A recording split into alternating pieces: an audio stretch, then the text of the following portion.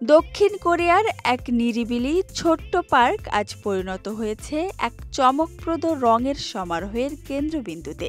ইয়নচিয়নগুন এলাকার ইমজিন নদীর ধারের দাপসারি পার্ক এখন গোলাপি ও লাল রঙে রঙিন। গোলাকার আগুনের মতো লাল কচিয়া গাছের রঙে পুরো পার্ক এখন স্বপ্নময় চিত্রে রূপান্তরিত হয়েছে। নীল আকাশ ও প্রবাহমান নদীর সঙ্গে এই রঙের মিলন যেন এক ফটোগ্রাফির দারুণ পরিবেশ তৈরি করেছে।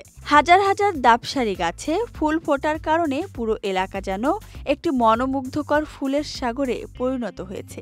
দাপসারি হলো লালকচিয়া গাছের সাধারণ কোরিয়ান নাম, যা ইমজিন নদীর তীর জুড়ে রয়েছে। এই ফুল পুরো অঞ্চলে নতুন প্রাণ সঞ্চার করেছে এবং একটি নতুন পরিবেশগত ল্যান্ডমার্ক তৈরি করেছে, যেখানে কোমল প্রবাহমান ফুলের রং নদীর নীল ও পার্শ্ববর্তী সবুজ পাহাড়ের সঙ্গে মিলিয়ে এক চমৎকার দৃশ্য তৈরি করেছে। এটি ফটোগ্রাফার এবং প্রকৃতিপ্রেমীদের জন্য এক টুকরো স্বর্গ।